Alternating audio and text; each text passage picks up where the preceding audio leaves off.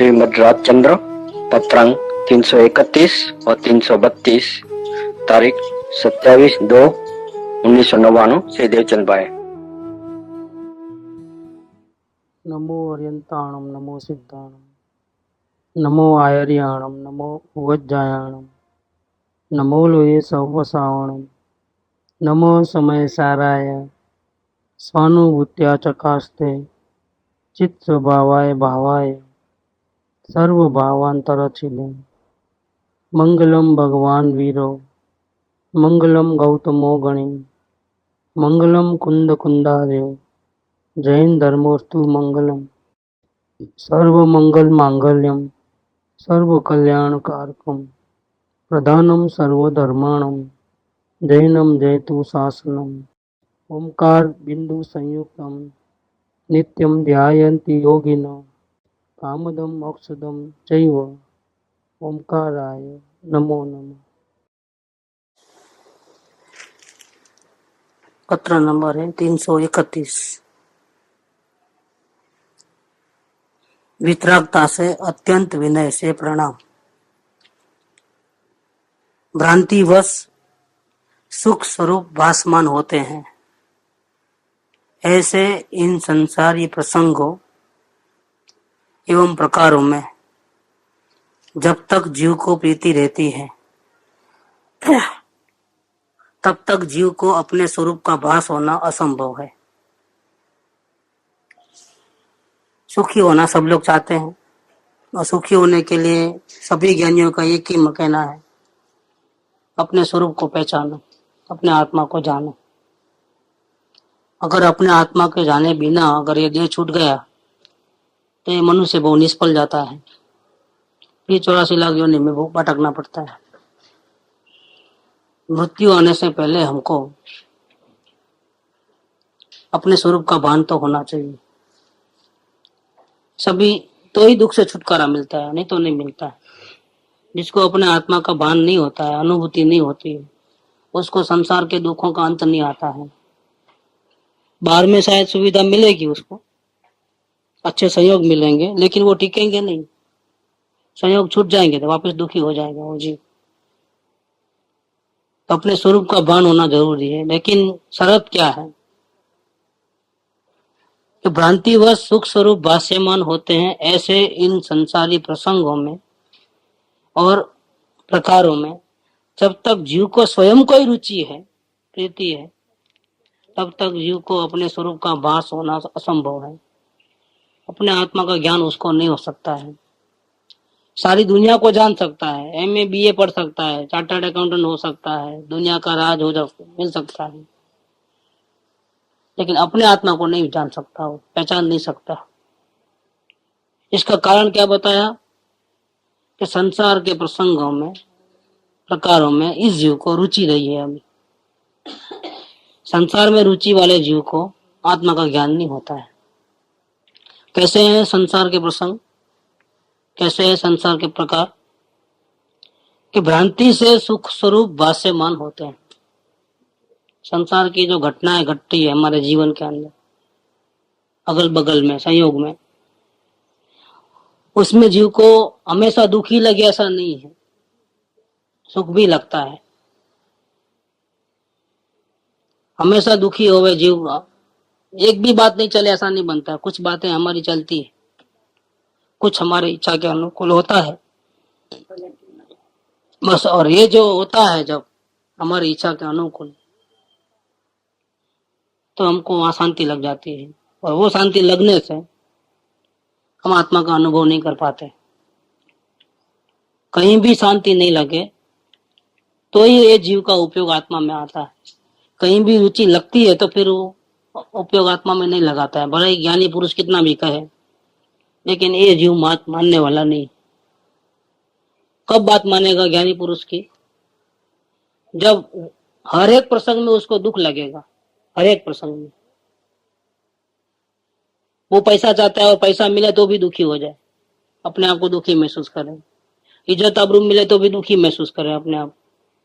बच्चे कहना नहीं माने तो तकलीफ होती है, लेकिन माने तो भी तकलीफ होवे। ऐसा जब अगर होता है हमेशा जीव को शांति नहीं है ऐसा लगता है, तो वो समझना को वो आत्मज्ञान होने के योग्य है। कहीं कहीं तो अच्छा लगता है और कहीं कहीं अच्छा नहीं लगता है, तो फिर नहीं चलेगा। कहीं भी अच्छा नहीं लगे, हमारे इच्छा के अनुकूल हो तो भी अच्छा नहीं लगे, ऐसा होना चाहिए, क्योंकि ये भ्रांति का सुख है। जब तक संसारी प्रसंगों में और प्रकारों में जीव को प्रेम रहा हुआ है, जीव को रुचता है, वहां अच्छा लगता है। कोई हमारी तारीफ करता है तो हमको अच्छा लगता है, कोई इज्जत से बुलाता है तो अच्छा लगता है, कोई हमारी बात के अनुकूल चलते हैं तो अच्छा लगता है। ये अच्छा लगता है ना, तब तक काम नहीं होने वाला है, क्योंकि ये भ्रांति के हैं। ये जो अच्छा लगने वाला है, जो थोड़ी बहुत शांति मिलती है, वो वास्तव में वो शांति नहीं है, वो भ्रांति है। जैसे हमको बहुत भूख लगी है तो खाना खाने की इच्छा करी, और मानो जैसी इच्छा करी वैसा खाना भी मिल गया। हम क्या समझते हैं कि देखो खाना मिला, खाना खाया इसीलिए शांति हुई, लेकिन वो बात गलत है। खाना मिला और खाया इसलिए शांति नहीं हुई, लेकिन खाना खाने की इच्छा खत्म हो गई इसलिए शांति हुई। तो खाना सामने आया तो हमको खाना खाने की इच्छा नहीं रही, इच्छा नहीं होने से शांति मिली। और जब इच्छा करते थे तब दुखी थे कि मिले मिले मिले मिले। अब सामने आ गई बात तो हमको ऐसा लगे कि देखो खाना खाया, हमको अच्छा मिल गया, खाना खाना गर्मा गर्म, जैसा चाहिए था वैसा मिल गया इसलिए शांति हुई है। बिल्कुल गलत बात है। वो पदार्थ मिलने से शांति नहीं हुई है। अगर पदार्थ मिलने से शांति होती तो तुम फिर खाना पीना क्यों छोड़ देते हो? खाते रहो, तो पूरा ही खा लो। नहीं, खाना सामने आते ही हमारी खाने की इच्छा खत्म हुई, इसके लिए हमको शांति लगी है।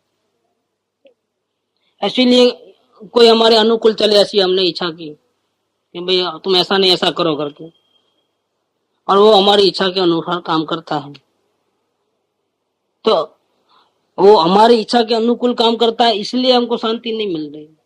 लेकिन अभी हमारा विकार खत्म हो गया उसका, हमारी इच्छा से चलाने का,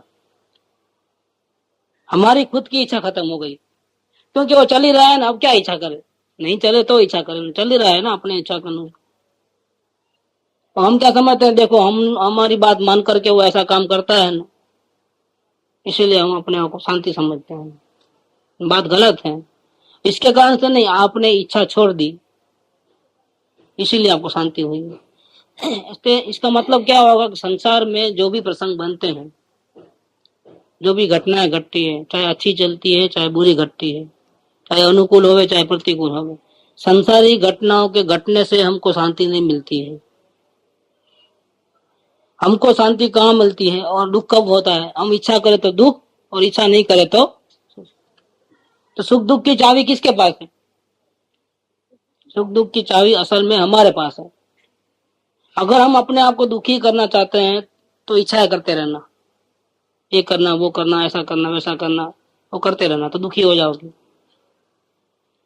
और अगर अपने आप को सुखी रखना चाहते हो तो इच्छाएं करना बंद कर देना, तो आप सुखी हो जाओगे। लेकिन इस जीव को ऐसा लगता है कि बाहर से सुख आता है, इसीलिए इच्छा करना बंद करता नहीं। तो इच्छा कायम रहती है, कुछ ना कुछ नई नई नई नई इच्छा चालू रहती है। और जब तक वो इच्छा चालू रहती है तब तक जीव को प्रेम संसार में है, तब तक जीव को अपना आत्मा का दर्शन होने वाला नहीं है, उसको शांति मिलने वाली नहीं। जब इच्छा खत्म होगी तो ही शांति मिलेगी, इसके पहले नहीं मिलेगी। वो इच्छा खत्म होती नहीं है। इच्छा को खत्म करने का हमारे पास कोई साधन नहीं है।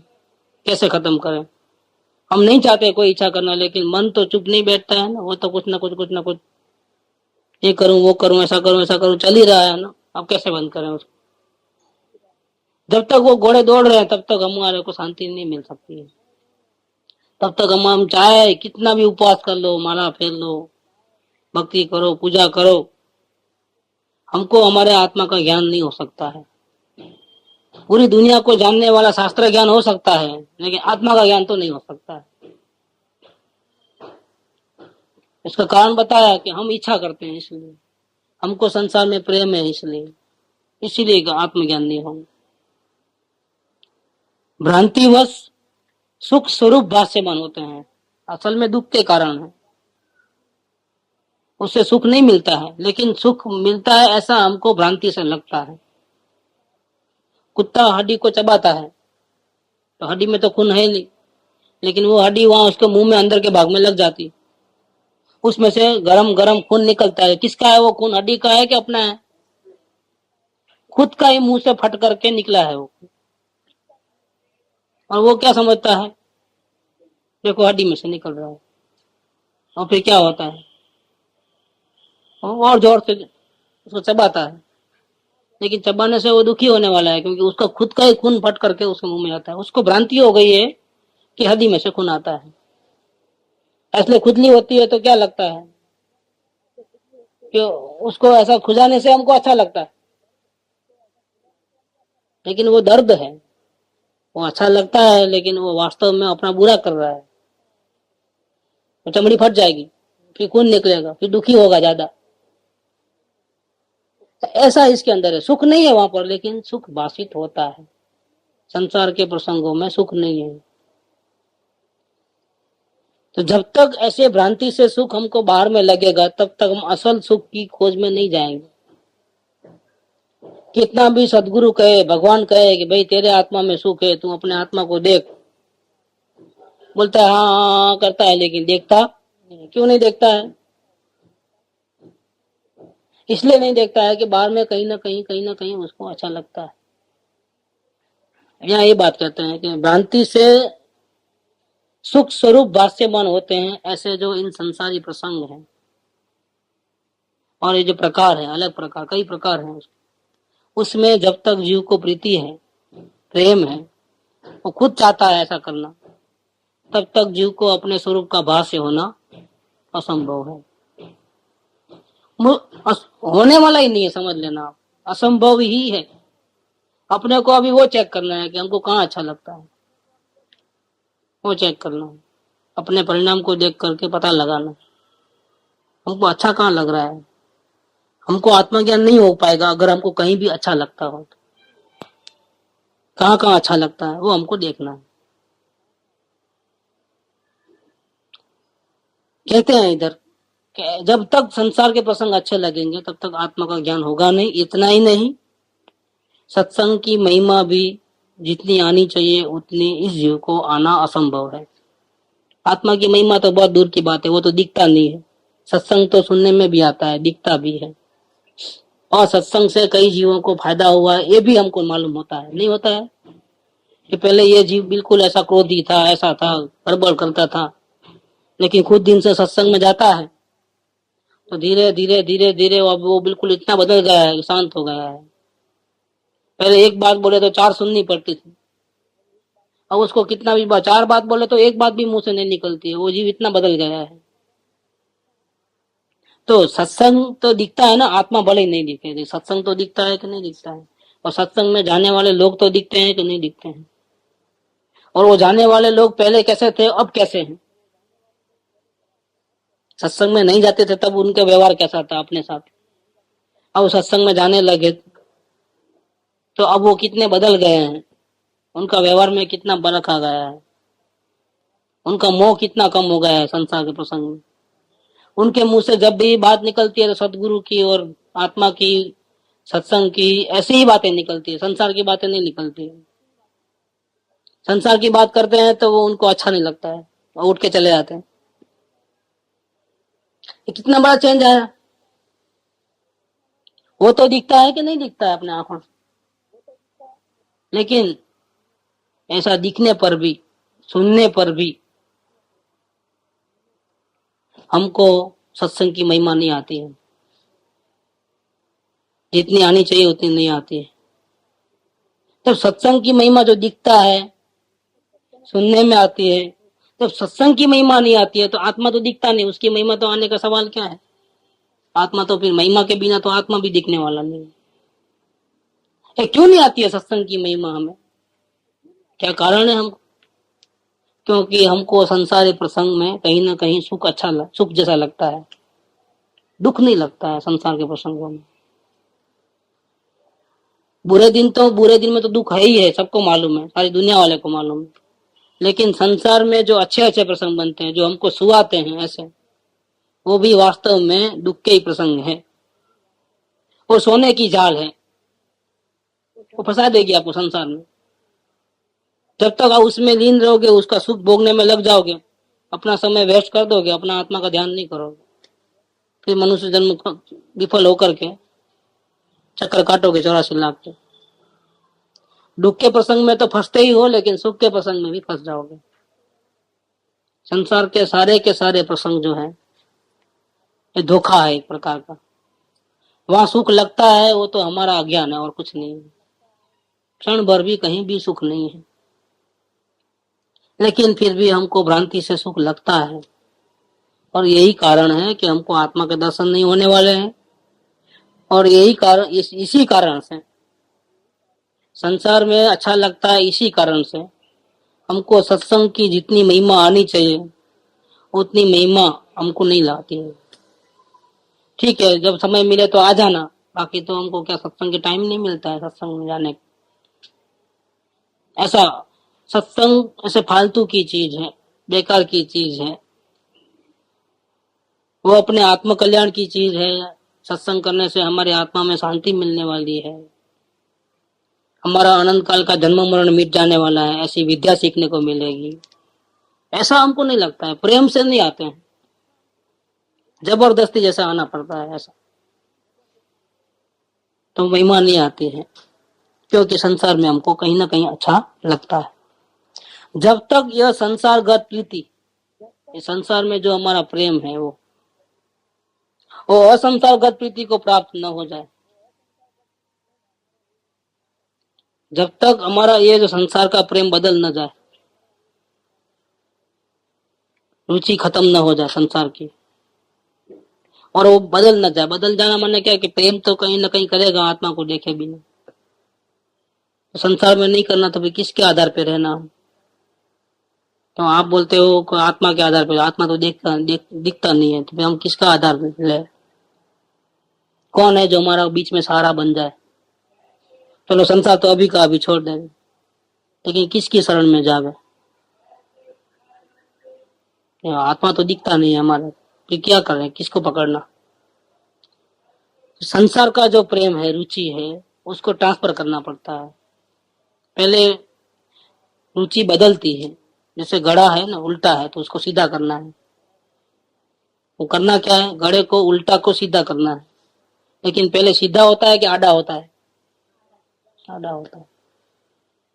एकदम सीधा नहीं होता है, उल्टे में से पहले आड़ा होकर के फिर सीधा होता है। ऐसे पहले संसार का जो प्रेम है उसको छोड़ने के लिए पहले हमको मेहनत करके सत्संग में सदगुरु का आधार लेकर के उनमें प्रेम करना पड़ता है। कि हम अपने आप में बहुत निर्बल है। हम स्वयं अगर कोशिश करेंगे, चाहे जितनी कोशिश करेंगे, तो ये जो संसार का जो प्रेम है, बार बार जो फंस जाना होता है उदय प्रसंगों में, तो हम इतने निर्बल है कि हम कितना भी कोशिश करें अपने आप से हम संभल नहीं पाते हैं। कितना भी निश्चय करते हैं, लेकिन जब प्रसंग आते हैं तब हम फिसल जाते हैं। तो हमको राग या द्वेष होए बिना रहता नहीं, अच्छा बुरा लगे बिना लगता नहीं। अब क्या करें कि ऐसा जो हमारा जो निर्बलता है हमारी खुद की, इसीलिए हमको किसी न किसी का आधार लेना पड़ेगा पहले शुरुआत में। और भले आधार हम हमेशा के लिए ना लेवे, और भले वो आधार लेने से सदगुरु को अपना ज्ञान देने वाले नहीं, सदगुरु अपना सुख हमको देने वाले नहीं, या सत्संग से कोई हमारे को लाकर के कृपा करने वाला नहीं है। जब हम गरीब है तो वहां सत्संग में जाने से पैसे मिल जाएंगे, हम भूखे हैं तो सत्संग में जाने से खाना मिल जाएगा। हमको बाहर की तकलीफ है, भाइयों की तकलीफ है, बच्चों की तकलीफ है, सत्संग में जाने से वो लोग सब सुधर जाएंगे, ऐसा नहीं बनेगा। ऐसा भले ही नहीं होगा, लेकिन फिर भी हमको शांति का रास्ता मिल जाएगा। संयोग चाहे बदले चाहे नहीं बदले, हमको शांति हो जाएगी। इसके लिए संसार का जो प्रेम है उसको हटाने के लिए पहले क्या करना है? जैसे हमको वो पैर में लग गया है तो हम बराबर चल नहीं पाते हैं, चल नहीं पाते तो क्या करते हैं, तो लकड़ी ले लेते हैं, लकड़ी के सहारे चलना होता है। तो लकड़ी के सहारे चलते हैं, तो लकड़ी चलाती है कि हम चलते हैं? लकड़ी ने बोला कि हमारे को पकड़ लो, कि हमने उनको पकड़ लिया है, लकड़ी को क्या किया है? ऐसे देवगुरु शास्त्र क्या है? वो लकड़ी है। हम अगर स्वयं चल सकते हैं, संसार का प्रेम छूट सकता है हमारे से, और हम अपने आप में आत्मज्ञान कर सकते हैं, अगर इतनी हमारे में ताकत है, तो सदगुरु की कोई जरूरत नहीं है, तो सत्संग की भी कोई जरूरत नहीं है, फिर आपको कहीं जाने की जरूरत नहीं है। लेकिन हम अपने परिणाम को देखते हैं तो पता चलता है कि अनंत काल के जो हमारी आदत है राग द्वेष करने की, संसार में फंसने की, वो इतनी कुटेव, इतनी गंदी आदत हो गई है हमारे को, कि सेकंड सेकंड में राग द्वेष हुए बिना रहते नहीं, और एक के बाद एक प्रसंग तो बनते ही जाते हैं, और हम राग द्वेष किए बिना नहीं रहते हैं। ये हमारी निर्बलता है, और जब तक वो राग द्वेष करना बंद नहीं करोगे तब तक आत्मज्ञान नहीं होने वाला है। अब क्या करें? अब तो शर्त है ना कि वो सब खत्म करे तो ही होता है, तो वो कैसे छोड़ना? हम तो निर्बल है।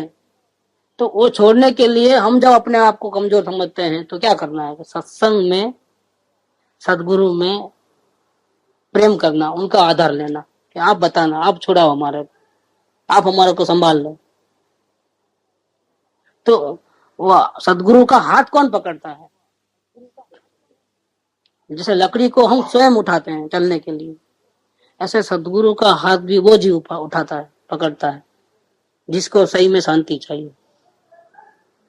सत्संग का आधार वो जीव लेता है जिसको सही में शांति चाहिए, जिसको चलना है लेकिन पैर में लग गया है, स्वयं नहीं चल पाता है, तो वो जीव लकड़ी का सहारा लेता है। लेकिन चलना नहीं है तो लकड़ी का सहारा क्यों ले?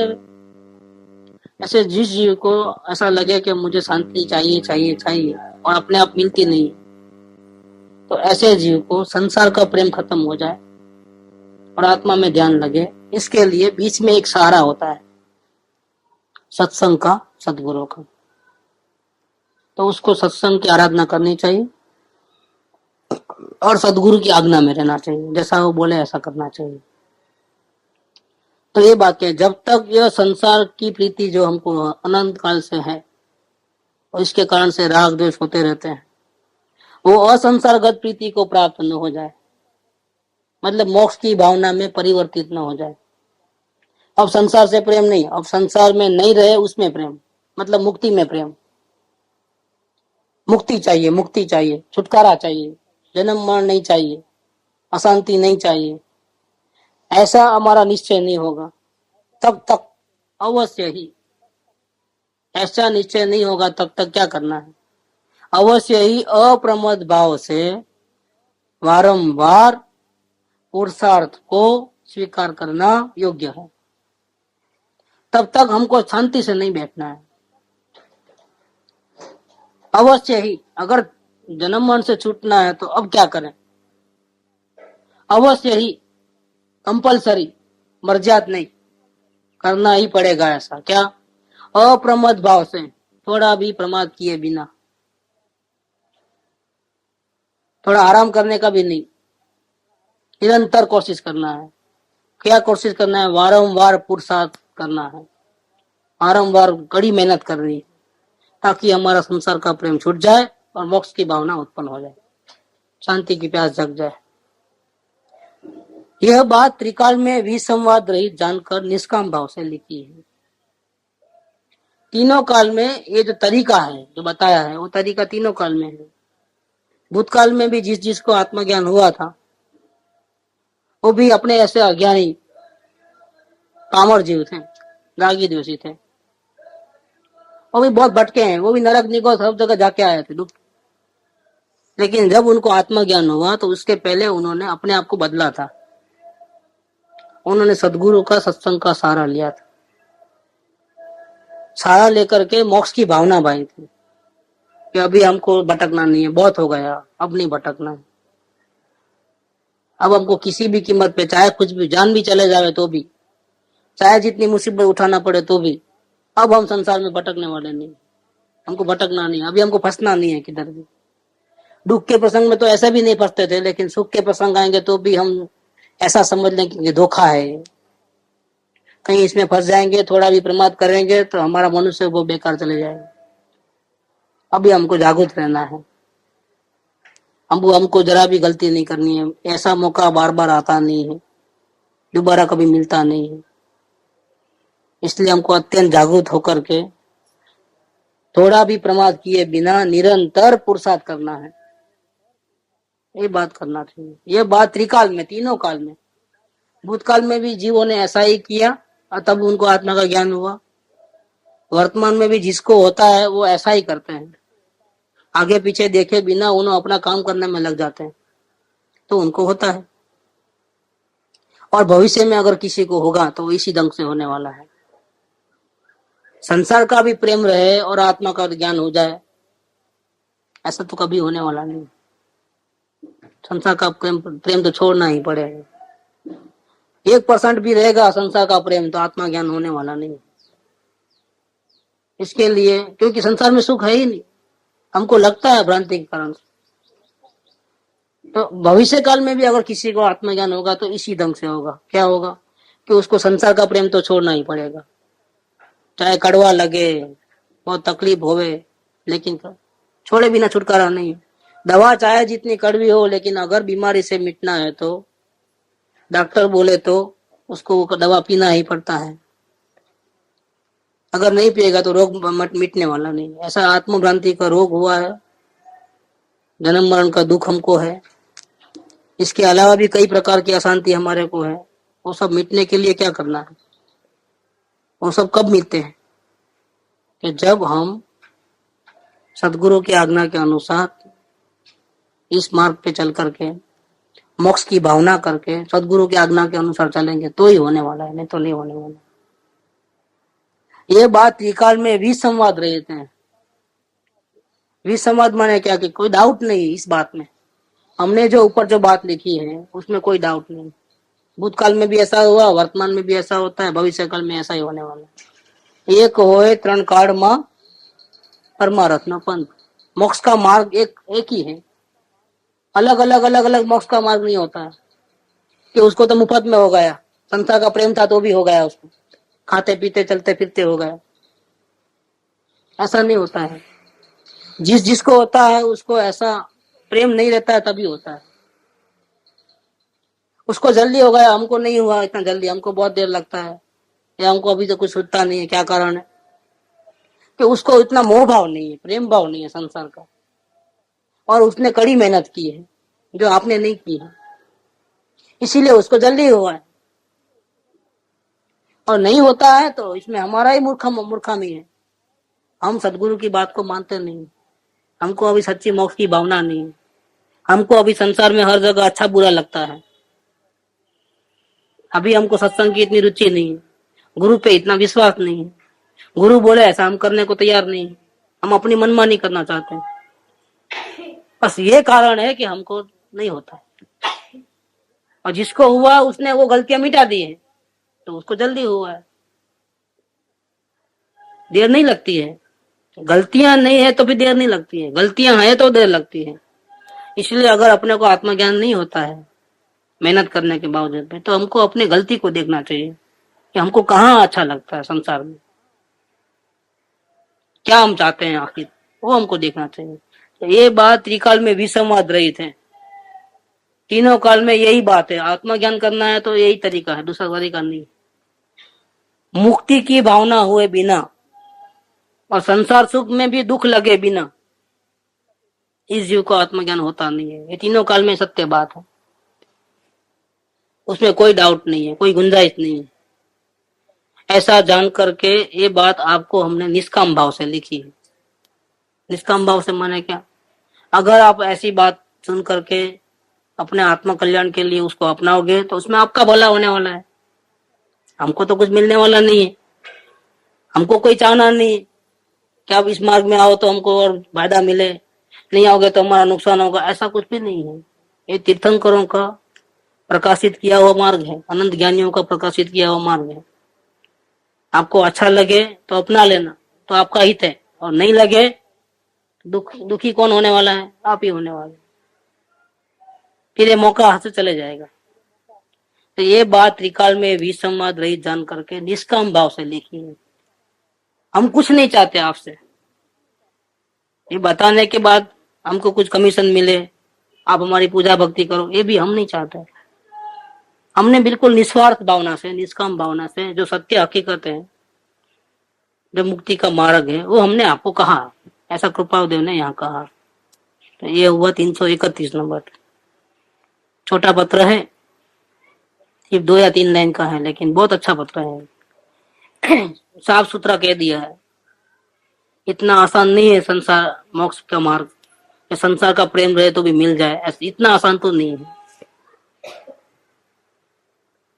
हाँ, प्रेम नहीं छूटता है तो उसका भी तरीका है कि कैसे प्रेम को छोड़ना। संसार का प्रेम मिटता नहीं है तो हम कैसे करना, क्या करना, वो तरीका है, बता सकते हैं। 331 पूरा हुआ, अभी 332। आरंभ और परिग्रह का मोह जैसे जैसे मिटता है,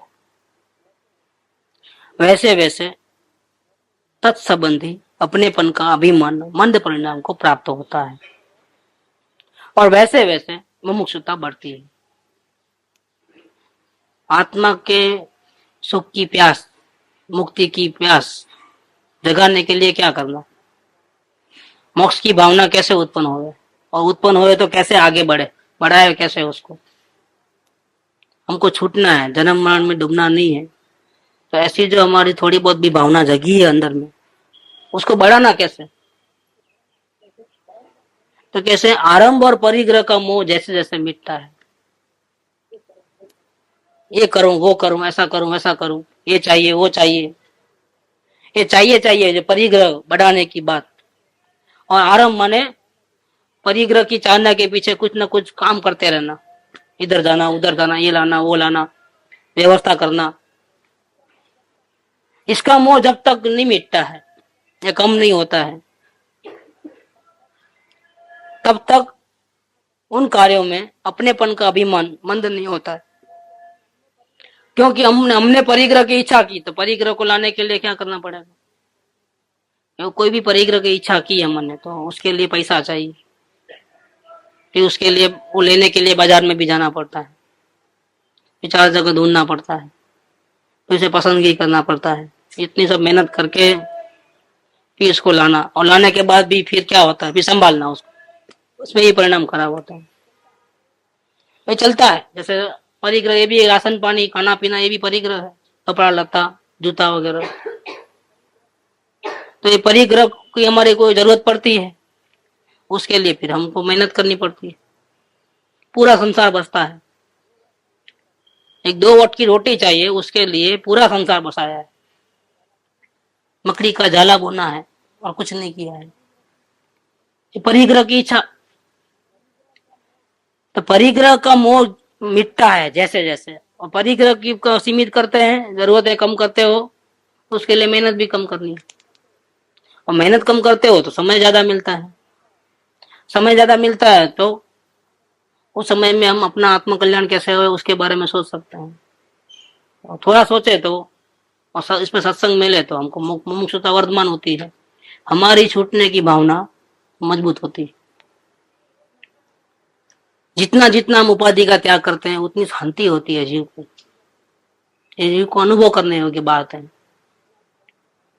जितना हम त्याग करेंगे ना, उतना जीव को शांति मिलती है। और लाने में तो और उपाधि है, उसको संभालना है, ठीक ठाक करना है, बहुत परेशानी, टेंशन देता है।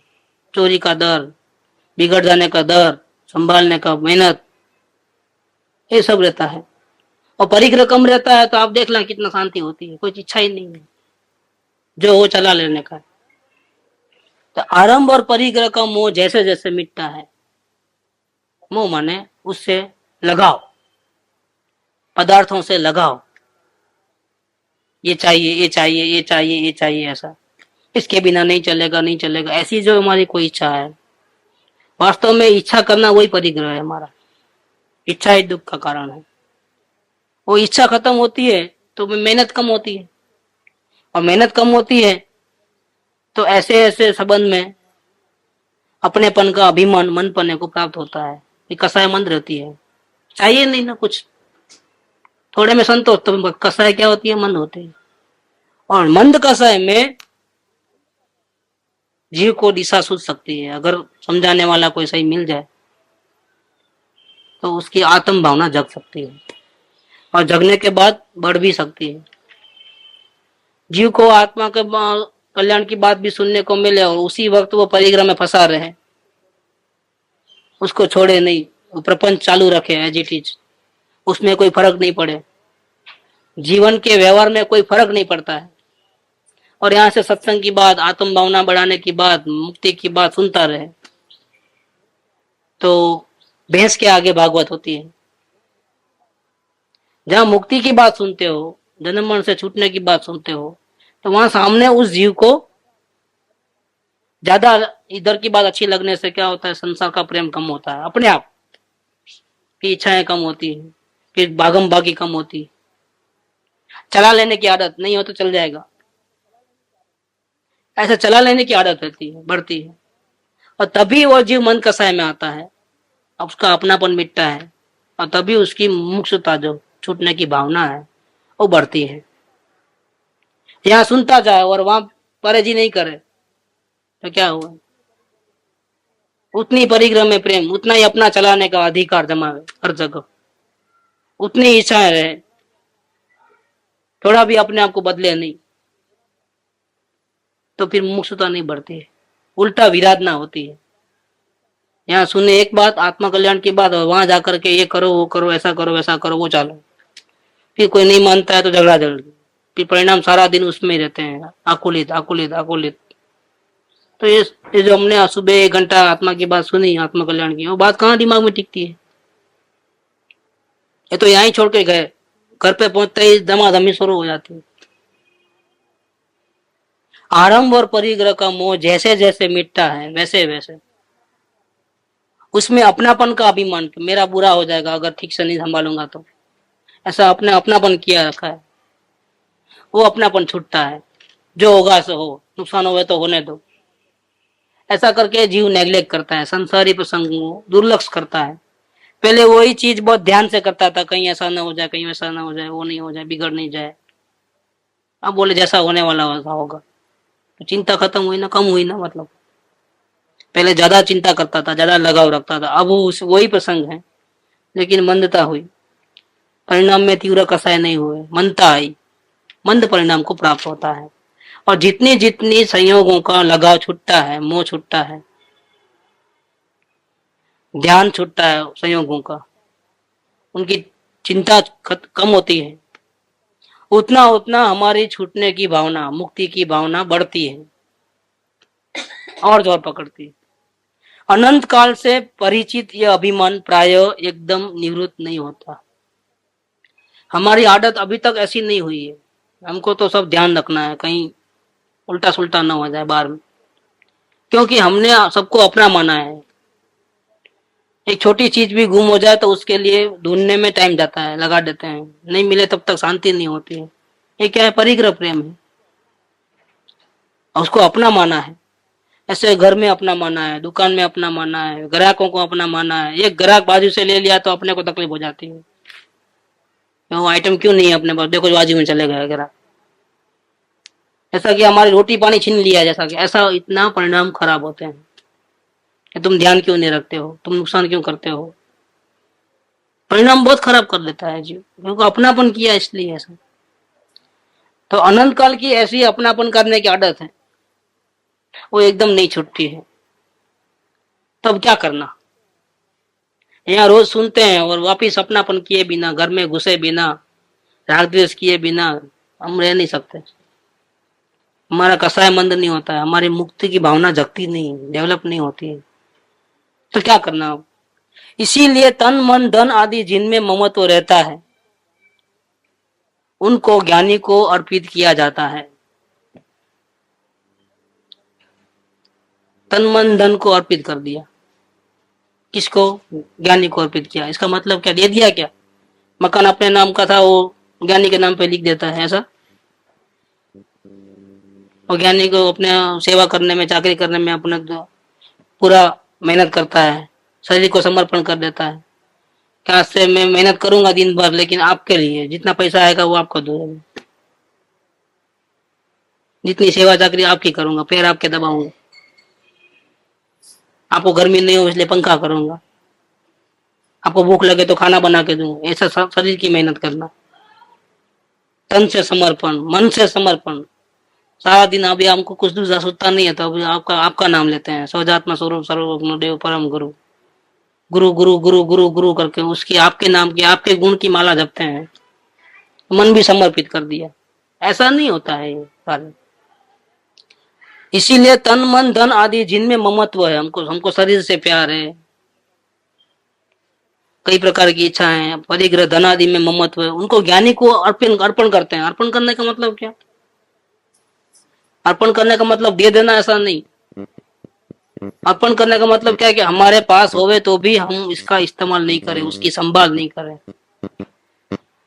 शरीर हमारे पास है, लेकिन पहले हम इसको इस्तेमाल करते थे, ठंडी गर्मी का ध्यान रखते थे, भूख प्यास का ध्यान रखते थे, तो उसका ध्यान रखने का जो था वो हमने ध्यान छोड़ दिया, शरीर का ध्यान छोड़ दिया। इसका मतलब अर्पण कर दिया। मन उधर उधर भटकता था कई प्रकार के, इधर ये खाऊं, ऐसा करूं, वैसा करूं, वो करूं, ये करूं। अब मन को भटकाना छोड़ दिया, इसका मतलब मन को भी अर्पण कर दिया। और पैसा था तो कुछ ना कुछ लाना, खाना पीना, अच्छे कपड़े पहनना, घूमना फिरना, उसका प्रदर्शन करना, दागिने लाना, वो करना, सब अच्छा अच्छा चाहिए। पैसा है तो अच्छा अच्छा चाहिए, पैसा नहीं है तो भूखा भी मरना पड़ता, चला लेते हैं। लेकिन आता है तो इस्तेमाल करे बिना नहीं रहते, तो है तो भी इस्तेमाल नहीं करना, उसका परिग्रह बसाना नहीं, उसके सामने देखना भी नहीं, उसकी चिंता भी नहीं करना। कोई उठा के लेके जाएगा तो, कोई मांगने आ जाएगा तो कि कहाँ रखूं संभाल के, तो उधर रखा है तो बराबर है कि नहीं है, ब्याज बराबर आ रहा है कि नहीं आ रहा है, ये जो टेंशन जो है वो छोड़ देना। और जरूरत नहीं है कि अपने पास धन है वो गुरु को अर्पण कर दिया, ऐसा नहीं। गुरु को देना कि नहीं देना, उसका इस्तेमाल करना बंद कर देना, शरीर की चिंता करना बंद कर देना, मन को उधर उधर भटकाना बंद कर देना, और धन का भी इस्तेमाल करना बंद कर देना। पैसा रहता है तो कुछ ना कुछ लाने की इच्छा होती है तो इस्तेमाल करते हैं ना, अभी पैसा है तो भी नहीं लाना है हमारा। ऐसा तन मन धन आदि जिस जिसमें हमको ममत्व है, उसको हम ज्ञानी को अर्पण कर देते हैं। प्राय ज्ञानी कुछ उनको ग्रहण नहीं करते। आप देने जाते हो लेकिन वो लेते नहीं है। ग्रहण करने का मतलब क्या? ममत्व बुद्धि छोड़ना। परंतु उनमें से ममत्व को दूर करने का ही उपदेश देते हैं। वो भी एक परीक्षा है कि आप देने जाओ और क्या हो, कितना खुश होते हैं ज्ञानी। अगर आप अपनी चीज उनको देते हो तो खुश कितना होते हैं? खुश होने का सवाल नहीं है। और जहां तक हो तो लेते ही नहीं है, बहुत जबरदस्ती करे और लेना पड़े तो उसमें कोई हाजिर नहीं है कोई।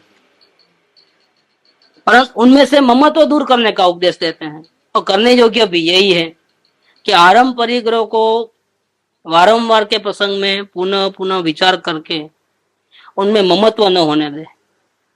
हमारे रूटीन लाइफ के प्रसंग तो बनते रहेंगे, घर गृहस्थी के प्रसंग, कमाने दमाने के प्रसंग, ऐसे कुछ न कुछ हमारी प्रवृत्ति तो है ही है। लेकिन उसमें ममता होने से हर एक में हम ध्यान लगा करके करते हैं, रुचि पूर्वक करते हैं, कहीं बिगड़ न जाए ऐसा डर लगा लगा करके करते हैं, इंटरेस्ट के साथ करते हैं वो कार्य। तो ऐसा इंटरेस्ट लेके करेंगे तो हमारे को छूटने की भावना है वो बढ़ेगी नहीं। अब काम तो करना पड़ता है इसलिए करते हैं, इंटरेस्ट लगा के नहीं होता है। दवा पीनी पड़ती है इसलिए पीते हैं, बाकी हमको इच्छा नहीं है दवा पीने की। डॉक्टर के पास जाने में खुशी होती है क्या? डॉक्टर के पास जाना पड़ता है और बोले ऐसा करना पड़ता है, हमको कोई खुशी नहीं है। ऐसे संसार में हमको रहना पड़ता है लेकिन हमें कोई खुशी नहीं है, क्योंकि हमको नहीं रहना है। हमको जन्म मरण राग द्वेष ऐसा सब कुछ नहीं करना है, हमें ऐसा होना चाहिए।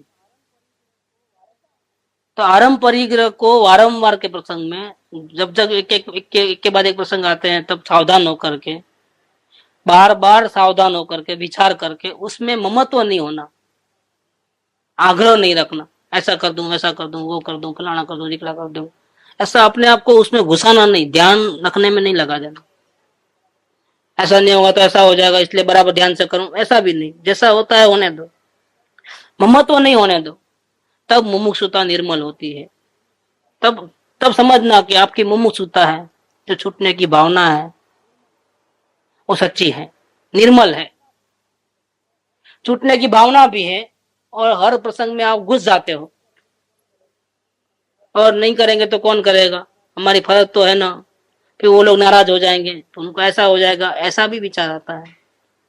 और हर काम ध्यान से करते हो, कहीं बिगड़ न जाए, कहीं ऐसा न हो जाए, कहीं ऐसा न हो जाए। छूटने की भावना नहीं है। छूटने की भावना वाला जीव कैसा होता है, उसको बार में ध्यान नहीं होता है, जैसा होता है हो लेता है। ऐसा करते करते कभी नुकसान हो जाता है तो भी सहन कर लेता है, उसमें कोई गाली दे देता है तो भी सहन कर लेता है, सामने जवाब नहीं देता है, क्योंकि उसका ध्यान जो है वो आत्मा में लगा है।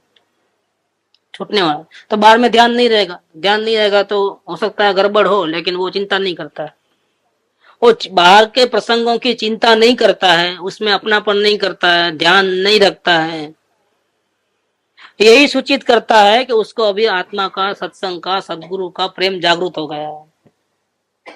सिम्टम है ये, आत्मा में भी प्रेम लगे, सत्संग में भी मजा आवे और बाहर में भी हर जगह मजा आवे, हर जगह घुस जाए, तो समझ लेना कि उसको अभी इतनी छूटने की गरज नहीं है, जन्म मरण की सच्ची प्यास नहीं लगी है। वो जाता है वो अपने पुण्य के कारण से, पुण्य बहुत है तो ऐसा जानने का योग मिल जाता है, वाणी सुनने का योग मिल जाता है, लेकिन जीवन में बदलाव नहीं आता है।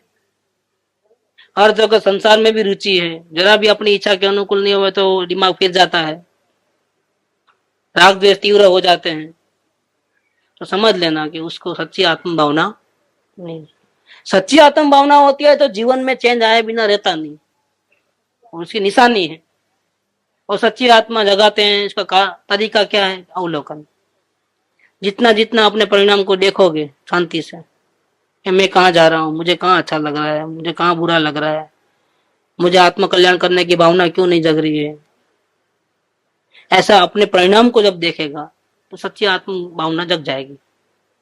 और जब जाएगी तो बाहर में से रुचि कम होकर के बाहर का ध्यान कम हो जाएगा। जितना बाहर का ध्यान कम हो जाएगा तो यहाँ सत्संग की महिमा भी आएगी, सत्संग सुनना अच्छा लगेगा, सदगुरु से प्रेम हो जाएगा, सदगुरु की आज्ञा में रहने का भाव होगा। ऐसा करते करते जो पुरानी आदत है, गलत आदत थी संसार में प्रसंग में घुस जाने की, उसमें सुख मानने की, वो धीरे धीरे धीरे धीरे बदल जाती है और उसको मुमुक्षुता वर्धमान होती है।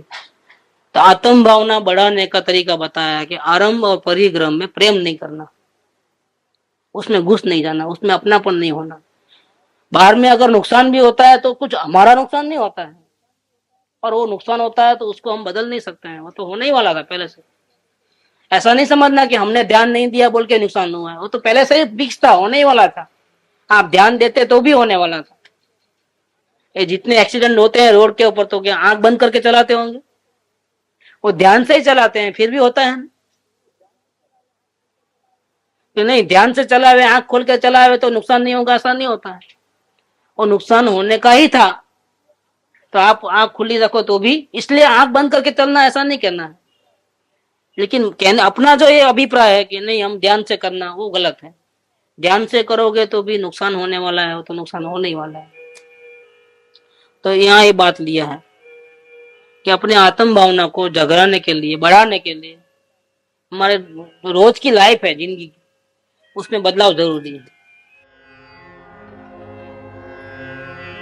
सुख धाम अनंत सुसंत जाहि, दिन रात्र रहे तद ध्यान महि, पर शांति अनंत सुधा मय जे, प्रणमु पद तेवर ते जयते, प्रणमु पद तेवर ते जयते, प्रणमु पद तेवर ते जयते। करते